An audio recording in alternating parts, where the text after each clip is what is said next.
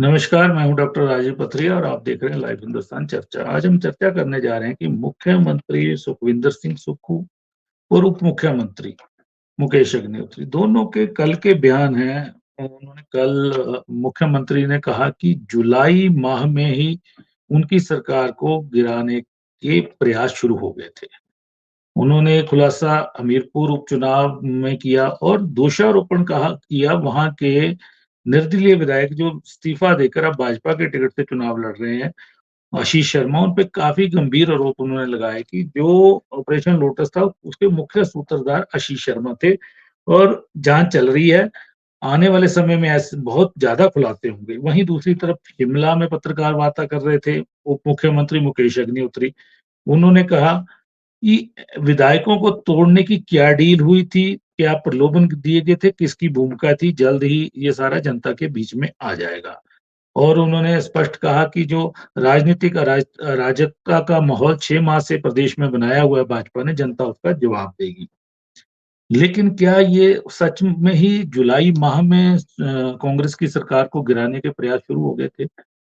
क्योंकि एक बात उन्होंने और कही कि धूमल साहब को भी एक षड्यंत्र के तहत हराया गया। उन्होंने हमीरपुर के अंदर ये बात बोली है। कहीं न कहीं धूमल समर्थकों में फिर से उन्होंने एक अपनी ही पार्टी के प्रति विरोध पैदा करने की कोशिश की है। ज जैसा कि सुजानपुर के अंदर वो करते रहे, अब उन्होंने हमीरपुर के अंदर भी ये वाला कार्ड खेला है। और उन्होंने आशीष शर्मा पे कहा कि 14 माह में उसने 135 करोड़ के टेंडर लिए और हमीरपुर जिले की कोई भी खड्ड नाला उन्होंने नहीं छोड़ा, वहाँ पे अवैध खनन किया। ये प्रतिक्रिया ये भी हो सकती है क्योंकि आशीष शर्मा ने कुछ दिन पहले जब वो जाँच के लिए शिमला बालूगंज थाना में आए थे, तो उन्होंने बयान दिया था कि सबसे बड़ा खनन माफिया जो है मुख्यमंत्री का अपना भाई है। उन्होंने आरोप लगाए थे ये। और अब पुलिस ने भी जाँच को और आगे बढ़ा दिया। 5 तारीख को आशीष शर्मा, चैतन्य शर्मा के पिता पूर्व आईएएस उत्तराखंड के मुख्य सचिव रहे राकेश शर्मा और तरुण भंडारी, हरियाणा सीएम के प्रचार सलाहकार को दोबारा जाँच के लिए बुला लिया है।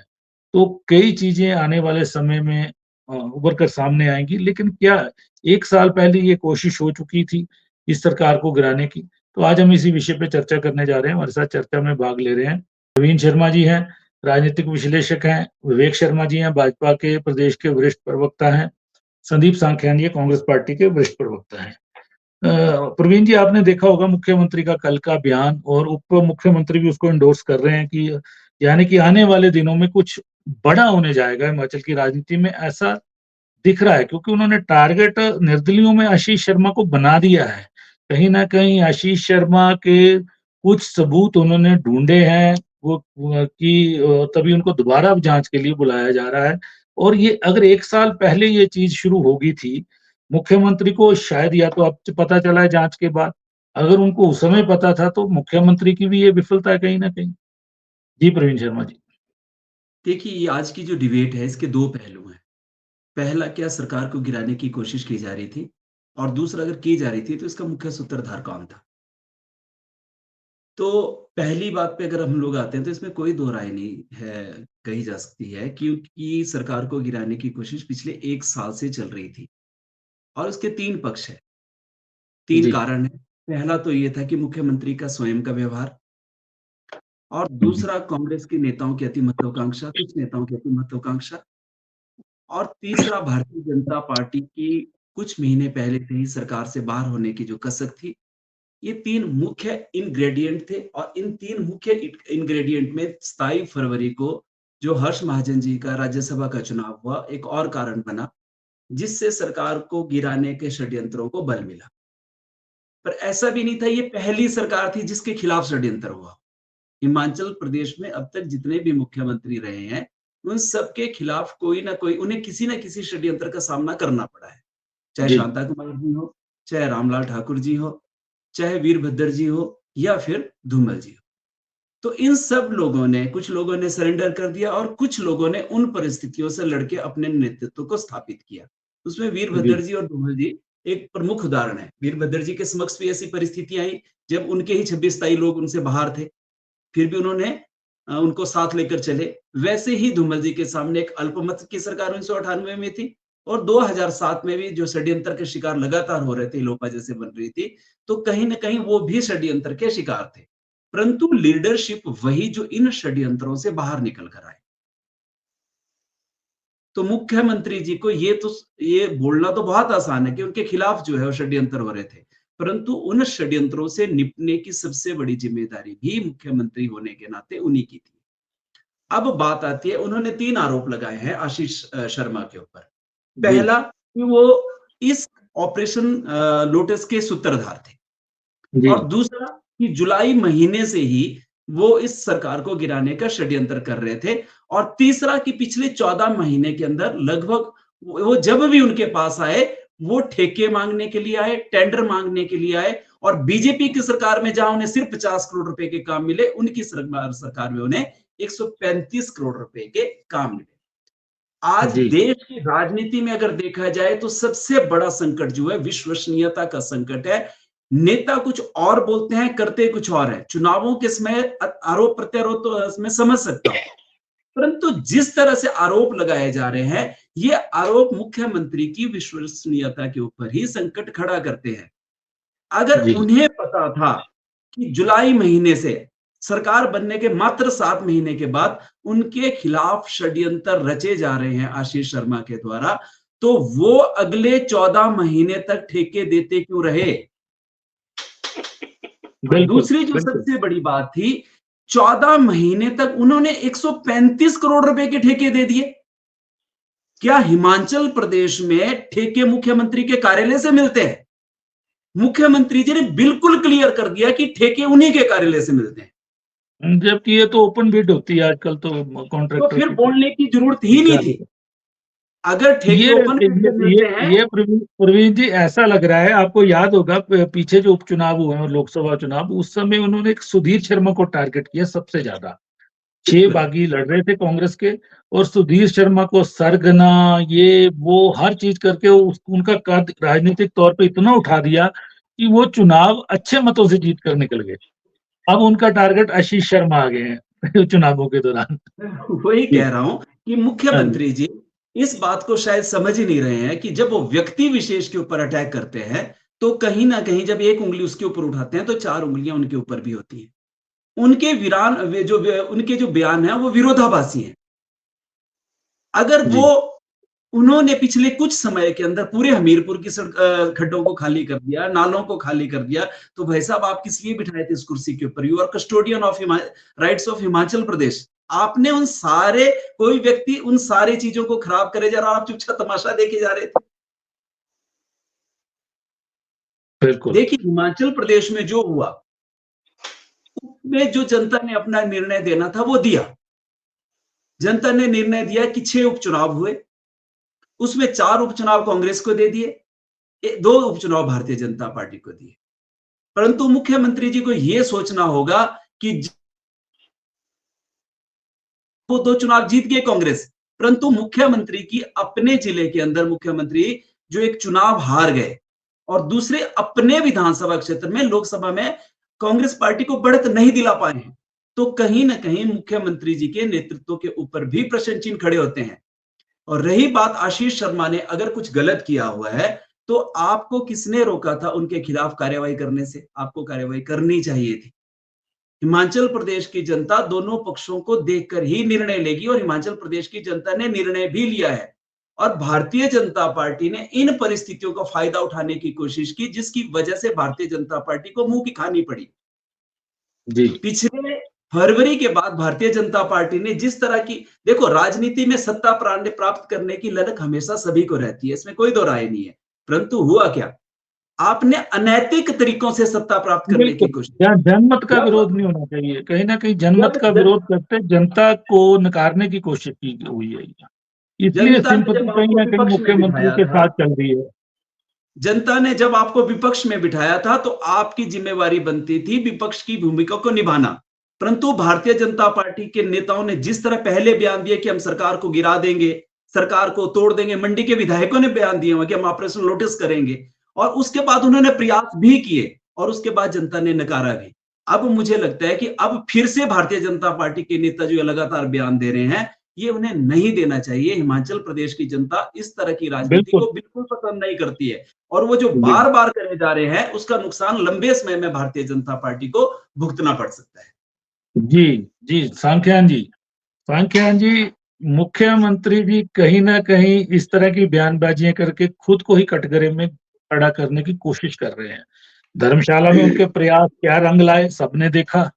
अब हमीरपुर के अंदर अपना उनका गृह जिला है, उसके मुख्यालय में उपचुनाव हो रहा है और उनकी बयानबाजी, एक निर्दलीय विधायक और पहली बार का विधायक, एक कॉन्ट्रैक्टर जो और क्रशर मालिक जो पहली बार चुनाव लड़ा, हालांकि गरज हो सकती है उनकी, क्योंकि उनको कांग्रेस का टिकट भी मिल गया था, उन्होंने नॉमिनेशन फाइल किया कांग्रेस और इंडिपेंडेंट के तौर पे, टिकट हमीरपुर तक पहुंचने नहीं दिया गया, बदल गया, तो तब की भी खुन्नस हो सकती है। लेकिन उनका आशीष शर्मा के कद को अचानक जैसे सुधीर शर्मा का खड़ा कर दिया, अपने सामने खड़ा कर दिया, अब आशीष शर्मा को खड़ा कर दिया है उन्होंने, इस तरह की बयानबाजी करके कि मेरी सरकार को तोड़ने में वो जुलाई माह से काम कर रहे थे और मुख्य साजिशकर्ता ही वही थे।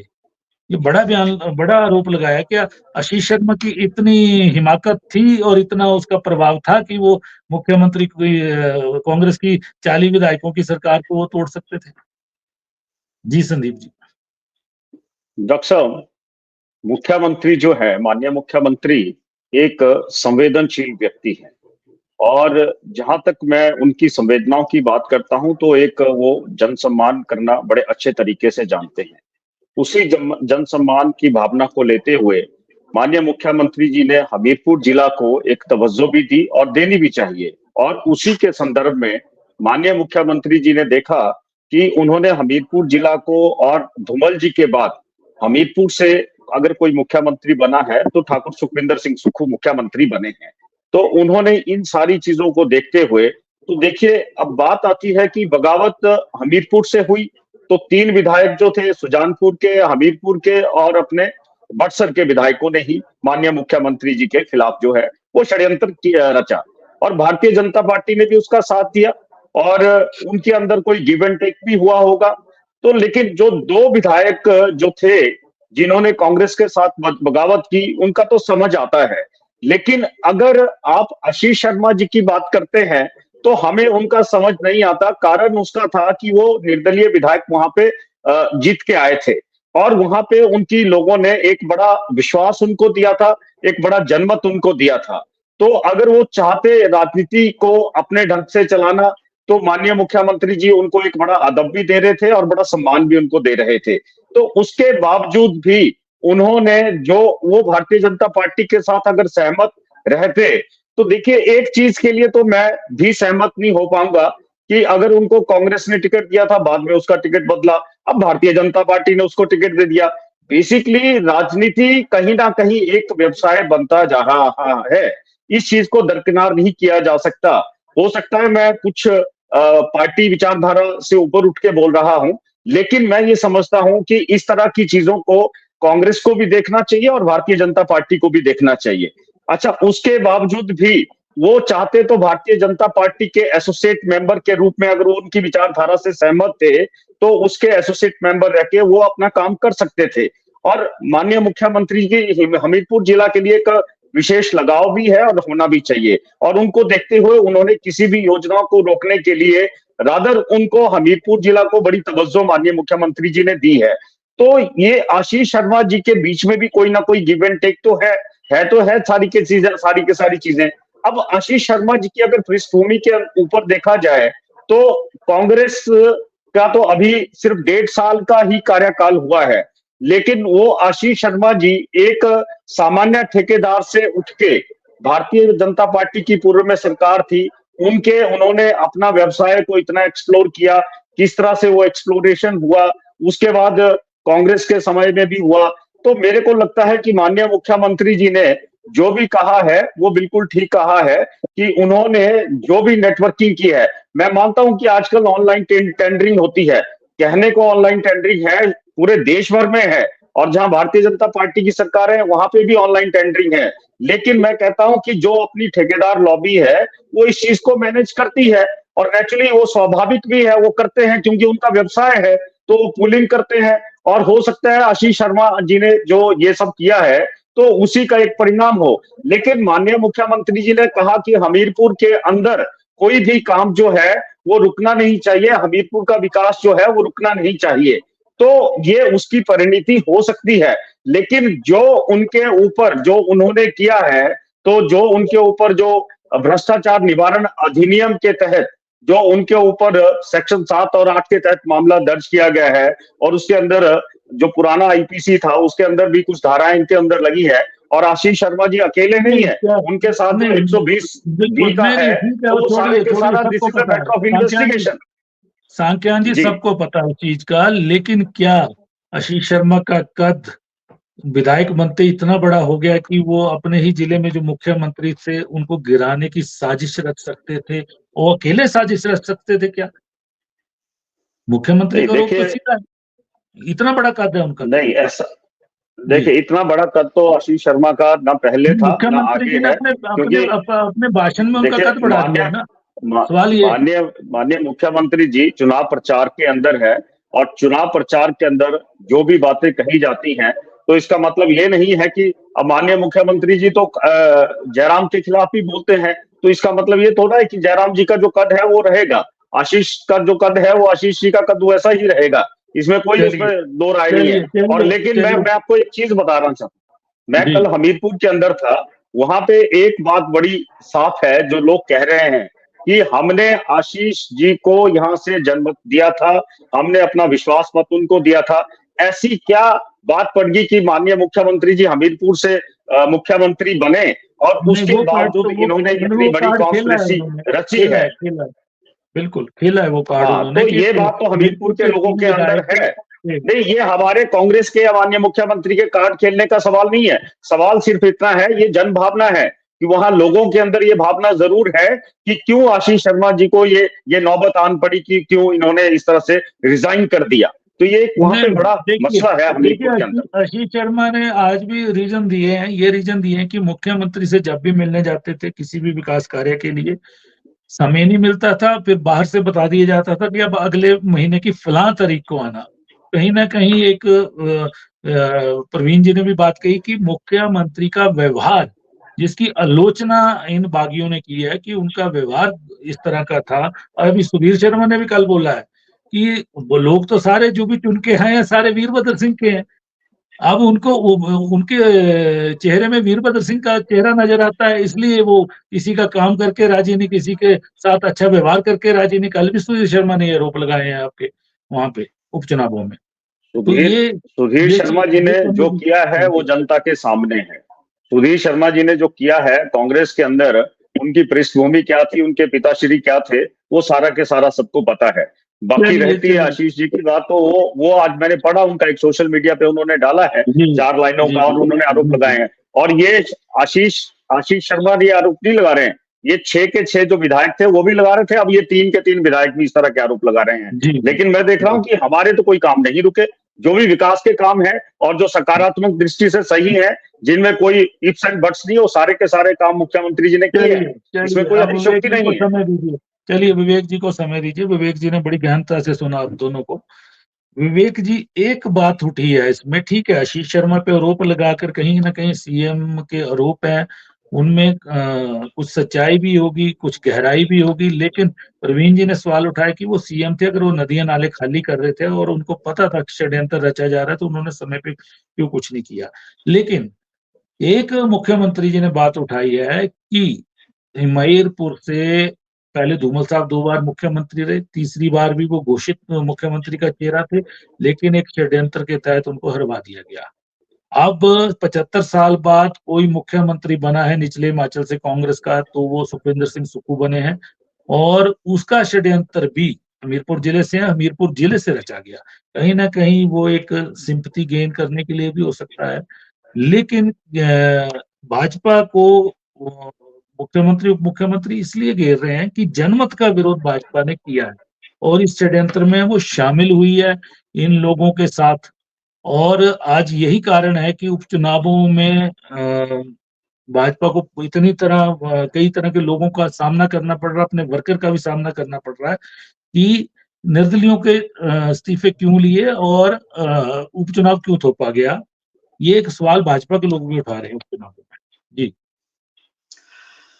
डॉक्टर साहब, माननीय मुख्यमंत्री सुखविंदर सिंह सुक्खू जी हमारे मुख्यमंत्री हैं, लेकिन उनकी जो राजनीतिक परिपक्वता है उसमें अभी भी बहुत ज्यादा बचकाना परिस्थिति दिखती है। वो उस स्तर पर उनमें वो परिपक्वता नहीं है जो एक मुख्यमंत्री के पद पर बैठे हुए व्यक्ति में होनी चाहिए। राजनीति में हताशा, निराशा जो है वो मानसिक संतुलन को असंतुलन में परिवर्तित कर देती है, और ये लगभग चर्चा का जो आज का विषय है, मुझे लगता है यही मुख्य होना चाहिए, क्योंकि मुख्यमंत्री ने जिस प्रकार के आरोप लगाए, उन्होंने कहा कि मैं 135 करोड़ की ठेके मैंने आशीष शर्मा को दे दिए, और उन्होंने ये भी कहा कि जुलाई माह में मेरी सरकार को अस्थिर करने का प्रयास किया गया। मतलब अस्थिरता के पश्चात भी ठेके बांट रहे थे। बड़ी विचित्र स्थिति है। जनवरी 23 में सरकार अस्तित्व में आती है, 6 महीने बाद ही सरकार को पता लग जाता है कि हमारी अस्थिरता के समय आ गया। उसके बाद लगभग फरवरी में 5 महीने के बाद ये अस्थिर हो जाते हैं, और अब जाकर के 1 वर्ष के बाद उनको पता लगता है कि ये काम 1 वर्ष पूर्व हो गया था। बड़ी इमेच्योर स्टेटमेंट्स हैं ये मुख्यमंत्री के दायित्व के अकॉर्डिंग अगर देखा जाए। और मैं बताऊं, प्रदेश के मुख्यमंत्री का जाना लगभग तय है। मैं इसलिए नहीं कह रहा हूं कि भाजपा का एजेंडा है, ये कांग्रेस का भी एजेंडा उत्पन्न हो गया है। मुख्यमंत्री को ऐसी धार की नोक पर खड़ा लाके कर दिया है इनके प्रभारी शुक्ला जी ने कि मुख्यमंत्री की धर्मपत्नी जीती तब भी मुख्यमंत्री गए, मुख्यमंत्री की धर्मपत्नी हारी तब भी मुख्यमंत्री गए। मैं आपको 9 बिंदु गिना देता हूं। चुनावों की घोषणा के बाद मुख्यमंत्री योजनाओं का धरती पर नहीं उतार पाए जो इन्होंने अपने प्रोमिसेस किए थे। 4 लोकसभा सीट कॉन्टिन्यूसली मुख्यमंत्री के कार्यकाल में हारी गई। बहुमत के पश्चात सरकार में अस्थिरता उत्पन्न हुई। 6 उपचुनाव होते हैं, उसमें से ठीक है 4 जीत जाते हैं, 2 ही हारते हैं, ये भी मुख्यमंत्री के खाते में लिखा जाएगा। 3 उपचुनाव में सरकार वो उत्साह उत्पन्न नहीं कर पा रही है जो होना चाहिए था। उनके सके भाई के ऊपर खनन के बहुत भयंकर आरोप लगे हैं, भूमि घोटाले के इल्जाम लगे हैं, सस्ती खरीदकर, और वो भी शामलात भूमि उसमें संबंध में है। अपने ही कार्यालय में अपने निजी सचिव के ऊपर गंभीर आरोप लगे हैं, और कानून व्यवस्था की हालत यह है कि प्रदेश में प्रतिस्पर्धा है कि कानून व्यवस्था का जो ग्राफ है वो ज्यादा बढ़ रहा है कि मुख्यमंत्री की लोकप्रियता। वास्तु स्थिति हो गई है प्रदेश की, और इन परिस्थितियों में मैं बताऊं मुख्यमंत्री को ऐसी नोक पे लाके खड़ा कर दिया गया है कि उनका जाना लगभग तय है। और देखिए, मैं किसी व्यक्ति विशेष का समर्थक नहीं हूं, लेकिन कांग्रेस की शुरू से ये एक मनोस्थिति रही है कि एक वर्ग विशेष को खुश करने के लिए काम करती रही देश में, और एक जाति विशेष को खुश करने के लिए काम करते रहे प्रदेश में। चाहे इन्होंने शोषण पंडित सुखराम का किया हो, या आज की स्थिति में ये शोषण मुकेश अग्निहोत्री का कर रहे हैं, जबकि योग्यता के आधार पर वो इस वर्तमान मुख्यमंत्री से ज्यादा बेहतर काबिल व्यक्ति हैं, इसमें कोई दो राय नहीं है। ठीक है, हम मुकेश जी का भी पूरी आलोचना करेंगे, लेकिन योग्यता के आधार पर ही is a better performer than the present chief minister. ये इस चीज को समझना होगा, ये इस सरकार को समझना होगा, और इसको राजीव शुक्ला ने समझ लिया है जो इनके प्रभारी हैं। मुख्यमंत्री जी का जाना तय है, प्रदेश में मुख्यमंत्री बदल रहा है, ये लगभग इसे आप सुनिश्चित मानिए। बस इन चुनावों को संपन्न होने दीजिए, 14 तारीख के बाद ये आ जाएगा। प्रवीण जी ने एक विषय उठाया कि जनमत के विरोध में इन्होंने ये सब काम किया। अरे भाई, जिन 3 लोगों को आपने एसोसिएट मेंबर बनाया, जिन 6 लोग आपके साथ थे, जब कांग्रेस ने कि वर्तमान व्यवस्था ने उनका मान सम्मान नहीं किया, तो उन्होंने इनका विरोध प्रारंभ किया। जनमत का विषय तो बाद में आता है। अगर ये जो आरोप आज आशीष जी के ऊपर लगाए जा रहे हैं, यही आरोप किसी जमाने में सुजानपुर में लगाए जा रहे थे, यही आरोप धर्मशाला में भी लगाए जा रहे थे। इस तरह के आरोपों की टोकरी को उठाकर दाएं से बाएं करना और बाएं से दाएं करना कांग्रेस की प्रवृत्ति बन गई है। और इस प्रवृत्ति का ये सारा नुकसान हो रहा है। मैं बताता हूँ मुख्यमंत्री की वास्तविकता बताता।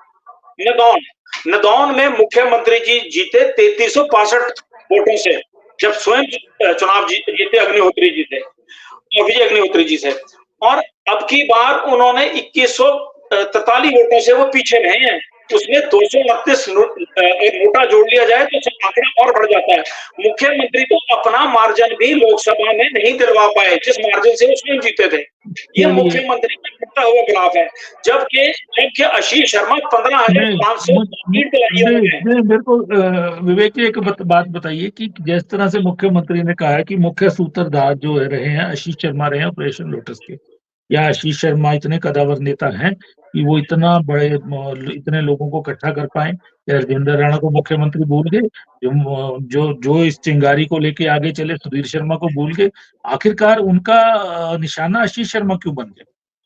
अगर 15 माह का विधायक इस मुख्यमंत्री की कुर्सी को हिलाने की कैपेसिटी रखता है तो मैं कहता हूं कि इस मुख्यमंत्री को नैतिकता के आधार पर इस पद से त्यागपत्र देना चाहिए। वो इस कद के काबिल ही नहीं है कि उनको इस तरह के आरोप लगा करके वो बेसिकली आशीष शर्मा को स्थापित कर रहे हैं। मैंने पहले कहा कि राजनीतिक परिपक्वता नहीं है उनमें राजनीतिक परिपक्वता का अभाव है।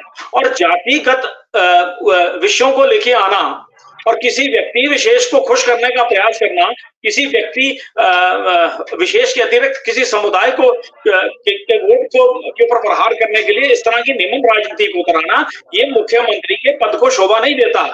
और क्या ऐसे व्यक्ति को इस पद में रहना चाहिए? ये उन्हें आत्मचिंतन करने की आवश्यकता है। हम इस बात को बड़ी जिम्मेवारी से कहते हैं कि मुख्यमंत्री ने इसी तरह के आरोप सुजानपुर में लगाए, इसी प्रकार के आरोप धर्मशाला में लगाए, इसी प्रकार के आरोप वो हमीरपुर में लगा रहे हैं। अरे यार, वो क्या व्यक्ति है इस ऐसे पद पर बैठा हुआ जो इस तरह के आरोप लगा रहा है कि मेरी सरकार को ये छीन रहा है, एक निर्दलीय विधायक षड्यंत्र रच रहा है। हद हो गई यार, वो मुख्यमंत्री है। चलिए प्रवीण जी सवाल ये उठ रहा है कि जिस तरह से इन्होंने राजीव शुक्ला जी का जिक्र कर दिया, राजीव शुक्ला सरकार बनाने के बाद दूर रहे, क्राइसिस आया, कहीं ना कहीं एक चर्चा चलती थी कि मुख्यमंत्री प्रियंका गांधी के इतने करीबी हैं कि वो प्रभारी को भी नहीं मान रहे हो। प्रभारी ने भी एक तरह से नाता छोड़ दिया हिमाचल को, उन्होंने दखल देना छोड़ दिया। यही एक गुहार थी पीसीसी प्रेसिडेंट प्रतिभा सिंह की और इन विधायकों की जो कि हमारी सुनवाई, क्योंकि शुक्ला जी तक जाते थे, आगे उनकी बात पहुंचती नहीं थी कि हमारा कुछ नहीं हो रहा है। जब क्राइसिस आया, शुक्ला जी फिर सक्रिय हो गए। तो क्या अब जिस तरह से कह रहे हैं कि शुक्ला जी के जाल में फंस रहे हैं मुख्यमंत्री, या फिर अपने ही बुने हुए जाल में फंस रहे हैं? जी देखिए, मैं विवेक जी की बातों को बड़े ध्यान से सुन रहा था। वो डिबेट को किसी न किसी तरह से जातिगत आंकड़ों की तरफ ले जाना चाहते थे। उन्होंने पंडित सुखराम जी का जिक्र किया, सुधीर शर्मा का जिक्र किया, आशीष शर्मा जी का जिक्र किया, राजीव शुक्ला जी का जिक्र किया। राजनीति को जातियों की तरफ लेकर जाना ये फायदेमंद भी हो सकता है और लंबे समय के ऊपर अपने पांव पे कुल्हाड़ी मारने जैसा भी हो सकता है। ये दोनों तरफ से दुधारू तलवार है। क्षणिक फायदा हो सकता है पर लंबे समय के ऊपर इस तरह की राजनीति नुकसान भी देती है, इसमें कोई दो राय नहीं। मुझे नहीं पता कि मुख्यमंत्री जी ये जानबूझकर कर रहे हैं या उनसे हुआ जा रहा है, परंतु कहीं ना कहीं मुख्यमंत्री जी के नेतृत्व के ऊपर सवालिया निशान तो लगते हैं।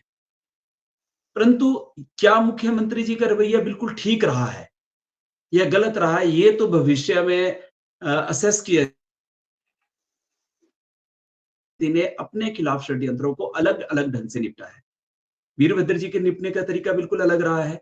धूमल जी बहुत मेल मिलाप से सब लोगों को साथ लेकर चलने में विश्वास करते थे। सुक्खू जी ने बिल्कुल किनारे पे लोगों को कर दिया जिन्होंने उनके खिलाफ षड्यंत्र किया है। उससे पहले धूमल जी या वीरभद्र जी ने इस तरह की हिम्मत नहीं की है। शांता जी ने तो चुपचाप छोड़ना ही बेहतर समझा और रामलाल जी तो छोड़ के चले गए थे। तो ये पहली बार हिमाचल प्रदेश में हुआ है जो आपके विरोधी थे, आपने उन विरोधियों को बिल्कुल किनारे लगा दिया है। इसका फायदा उन्हें होगा या नुकसान होगा ये तो भविष्य ही बताएगा, परंतु वर्तमान में इसका नुकसान कहीं ना कहीं कांग्रेस पार्टी को उठाना पड़ा है। 6 सीटें उन्होंने, 6 में से 4 सीटें तो ठीक है रिगेन कर ली, पर कहीं ना कहीं 2 सीटें तो खो दी। राज्यसभा की सीट भी उन लोगों ने खो के रख दी है। इन 3 जो उपचुनाव है, इन 3 उपचुनाव में अगर कुछ मिलता है तो नो डाउट फायदा होगा, स्थिर सरकार होगी, परंतु यहाँ पे भी नुकसान होता है। तो निश्चित रूप से कहीं न कहीं मुख्यमंत्री जी के ऊपर प्रश्न चिन्ह खड़े ही होंगे, इसमें कोई दो राय नहीं है। और हिमाचल प्रदेश में इस तरह की परिस्थितियां जो है वो बिल्कुल भी ठीक नहीं है, क्योंकि हिमाचल प्रदेश बहुत बड़े पैमाने के ऊपर लड़ रहा है। हम कर्जों से लड़ रहे हैं, हम लोग प्राकृतिक आपदाओं से लड़ रहे हैं, और अगर ये ऐसा ही चलता रहा कि 6 उपचुनाव पहले, 3 उपचुनाव उसके बाद, अगर कहीं उसके बाद जो है 8-9 चुनाव और लड़ने पड़ जाए, तो हिमाचल प्रदेश कब विकास के पथ के ऊपर जाएगा? कब समय मिलेगा हिमाचल प्रदेश को कि वो लोगों के रोजगार के लिए लड़ सके? वो हिमाचल प्रदेश को कब समय मिलेगा कि युवाओं के लिए हम लोग नीतियां बना सके? हिमाचल प्रदेश को अपने इंफ्रास्ट्रक्चर को खड़ा करने के लिए कब समय मिलेगा? और मुख्यमंत्री जी को एक बात और सोचनी चाहिए कि उन्होंने एक बात कही कि वो 75 वर्षों में कांग्रेस को पहला मुख्यमंत्री निचले हिमाचल से मिला है, परंतु आपने दिया कि आपके निचले हिमाचल से इतने सारे लोग आपके विरोधी हो गए। मंडी में आपने एक व्यक्ति को अभी तक मंत्री नहीं बनाया हुआ है, आपने कुल्लू में किसी व्यक्ति को मंत्री नहीं बनाया हुआ है। तो ये कहीं बिल्कुल उनका प्रेम शिमला से प्रेम के आरोप लगा चुकी है भाजपा बार-बार। उनका प्रेम 3 मंत्री वहां पे हैं, सारे आपके चेयरमैन से लेके, मंडी में तो इवन चेयरमैन भी नहीं दिया है उन्होंने। हाँ बिल्कुल नहीं है, खाली है मंडी। चलिए जी जी, तो लोगों में कहीं ना कहीं निराशा तो होगी। अब इस निराशा के लिए कांग्रेस भारतीय जनता पार्टी को दोष दे तो बिल्कुल गलत है, ये तो बिल्कुल गलत, अपनी की हुई कमियां हैं, दूसरों को दोष देना बिल्कुल भी ठीक नहीं है। फिर भी मैं यही कहूंगा कि हिमाचल प्रदेश को इस तरह की राजनीति से अब बाज आना चाहिए। न तो कहीं ना कहीं मैंने पहले भी कहा है कि लोग तीसरे विकल्प की तरफ को देख रहे हैं। भारतीय जनता पार्टी की अपने कार्यकर्ताओं की अपेक्षा कांग्रेस पुनः दोहरा रही है। जो गलती भारतीय जनता पार्टी ने पिछले टेन्योर में की, अपने कुछ मित्रों को बना के रख दिया, वही गलती मुख्यमंत्री सुखविंदर सिंह सुक्खू जी भी कर रहे हैं। और ये गलती भारतीय जनता पार्टी को भी अभी इन लोकसभा चुनाव में लगभग 6.5 लाख वोटों से कम रहकर भुगतनी पड़ी है, और आने वाले समय में कांग्रेस सरकार भी भुगतेगी। जी, सांख्यान जी बोलना चाह रहे थे। जी सांख्यान जी। तब मैं विवेक भाई जी को इतना बोलना चाहता हूं कि भाई साहब, माननीय मुख्यमंत्री जी वो सरकार में भी एक जुझारूपन उन्होंने दिखाया है, और आप लोगों के साथ भी एक अच्छे रणनीति की तरह लड़े हैं, इसमें कोई शक नहीं है। आप जो बार बार माननीय मुख्यमंत्री जी को टारगेट कर रहे थे, तो मैं इनसे ये कहना चाहता हूं कि आप भी जो पूर्व में मुख्यमंत्री जयराम ठाकुर जी थे, उनकी तरह सरकार गिराना या उस तरह का दोषारोपण करने के दिवसोपन ना देखें। और दूसरी बात मैं इनको ये कहना चाहता हूं कि अगर आपका नेतृत्व इतना कुशल होता तो 1.5 साल पहले आपकी सरकार रिपीट होती। आपकी जो गलतियां थी, आज भारतीय जनता पार्टी के कितने गुट हैं, और भारतीय जनता पार्टी ने हिमाचल प्रदेश की राजनीति के अंदर जो स्वस्थ लोकतंत्र की परंपरा को कलंकित किया है, उसकी जवाबदेही किसकी बनती है? क्या वो भारतीय जनता पार्टी की नहीं बनती? क्या भारतीय जनता पार्टी को यहाँ पे विश्वास मत नहीं मिला? लोगों ने उनको वोट नहीं दिए? क्या वो प्रतिपक्ष की भूमिका में नहीं है भारतीय जनता पार्टी? जिस तरह से आप बात कर रहे हैं, तो मैं ये कहता हूं कि आपके जो पूर्व के मुख्यमंत्री हैं, नेता प्रतिपक्ष हैं, वो आज भी यही बयानबाजी पे अटल है कि जी सुबह सरकार गिरेगी, 15 दिन के बाद गिरेगी, 10 दिन के बाद गिरेगी।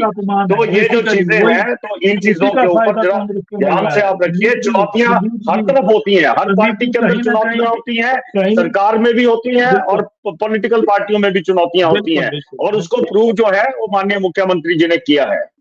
चलिए विवेक जी जल्दी कर लीजिए। मैं सिर्फ संदीप जी को ये बताना चाहता हूं कि आपके यहाँ बहुत जल्द व्यवस्था परिवर्तन होने जा रहा है। जिस व्यवस्था परिवर्तन का आप नारा लेकर आए थे ना, उसका वास्तविक रूप निकलने वाला है, और इन चुनावों के तुरंत बाद ये व्यवस्था परिवर्तन कांग्रेस में हो जाएगा। ये सुनिश्चित। अगली डिबेट में बात करेंगे विवेक भाई, चुनावों के बाद बात करेंगे, बात में इसी मंच पर चर्चा करेंगे। तो आज हम चर्चा कर रहे थे कि हिमाचल प्रदेश में मुख्यमंत्री ने अचानक अपना टारगेट बना दिया आशीष शर्मा को, और उनका ये कहना कि षड्यंत्रकर्ता वही थे, प्रमुख साजिशकर्ता सरकार गिराने के। और मीरपुर का पूर्व विधायक यानी कि आशीष शर्मा पिछले साल जुलाई माह से सरकार को तोड़ने की कोशिश कर रहा था। अचानक क्या एक चर्चा चल पड़ी है कि क्या एक पहली बार चुना हुआ निर्दलीय तौर पे विधायक सरकार को गिराने की कोशिश कर सकता है और उसमें वो वरिष्ठ कांग्रेस के नेताओं को भी जोड़ सकता है। इस कई तरह के सवाल उठ रहे हैं। वहीं पे उन्होंने कहा है कि हमीरपुर से सीएम इनको पचा नहीं है, क्योंकि हमीरपुर से 2 विधायक कांग्रेस के विरोध में थे, बागी हुए, उनमें से दोनों ने उपचुनाव लड़ा, एक जीत गया, एक हार गया। अब आशीष शर्मा है निर्दलीय, वहां से उपचुनाव लड़ रहे हैं। उपचुनावों के बीच मुख्यमंत्री का सारा हमला आशीष शर्मा पे था और उनका कहना है कि उन्होंने 135 करोड़ के ठेके लिए, खड्डे खाली कर दी, सबसे बड़ी खनन माफिया है, इस तरह के। तो आज चर्चा में यही उभर कर रहा है कि सारी एजेंसियां मुख्यमंत्री के पास थी, तो उन्होंने इतने माकट फूट क्यों दे रखी और उनको पता क्या देरी से लगा, अगर समय पे लगा तो उन्होंने क्यों कुछ नहीं दिया। जबकि आशीष शर्मा का कहना है कि मुख्यमंत्री का व्यवहार और उनसे मिल पाना सबसे बड़ी वो चुनौती रहा है। मिलने जाओ तो अगले माह की डेट दी जाती थी, फिर उससे अगले माह की दे दी जाती थी। इस तरह इन कारणों से वो भाजपा में गए हैं। तो ये लड़ाई भयंकर होगी। आज हमने इसी विषय पे चर्चा की है। आप सबने चर्चा में भाग लिया। मैं आप सबका धन्यवाद।